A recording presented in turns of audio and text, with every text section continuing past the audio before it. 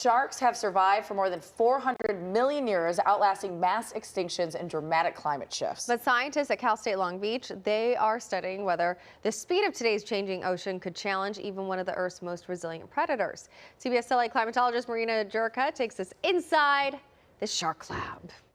The Shark Lab has tagged hundreds of sharks to track their movements, to understand migration patterns, nursery habits, and how sharks interact with coastal ecosystems and people.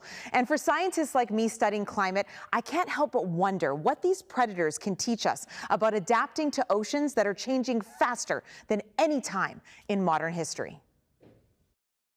Sharks are historically survivors, but the chemistry of today's ocean is changing in ways sharks have never experienced. The ocean acidification is basically carbon dioxide coming out of the atmosphere. The ocean's a big carbon dioxide sink. It sucks it up. And off our coast, natural upwelling brings colder, more acidic water to the surface. As that CO2 continues to build and build and build, our oceans become more and more acidic. So animals are used to getting spikes of this acidic water, but not constantly. Sharks are built differently, but not immune to these changes. The most bony part of their body are their teeth. And their teeth are exactly like ours. They have dentine and they have enamel on the outside that make them very, very hard. So essentially what's happening is their ability to incorporate calcium, new calcium, into that material is now being lost because it's being bound differently. And as a result, they cannot produce the same cover to their tooth, that enamel. So as water pH drops, their teeth are basically starting to decay or become softer. If those teeth start to become weakened, that means they lose that crushing ability. And what is a shark without its teeth? The fossil record of prehistoric sharks like the megalodon may offer critical clues. Much of what we know about what species of sharks existed come from those teeth that were sloughed off and then preserved in the sediment. The chemical composition can tell us something about what was happening in the planet at that time. The climate is changing faster than even scientists predicted it would change. And this is all because of the things that we do.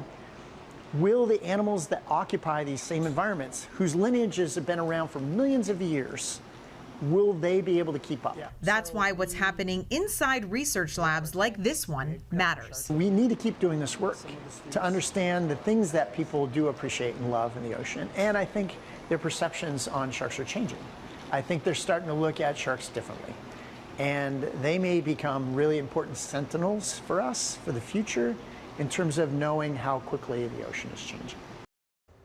Sharks are survivors, and they've endured dramatic climate shifts on Earth before. But as a climatologist, what worries me is the speed of that change today. Rising carbon dioxide is altering the ocean chemistry in real time. But what is encouraging is all of this research that is being done, because the more that we understand about what's happening, the better we're going to be able to protect the oceans for many generations to come. And that's what I always say: research, research, research. We cannot go back on research right now. It's a critical time. Well, that's what I mean, even when it comes to 7th grade electives, having the information makes it a little bit easier to then make decisions and things. Yes. So how do you see the decay in I see you have some props here. I do. I always bring you guys props.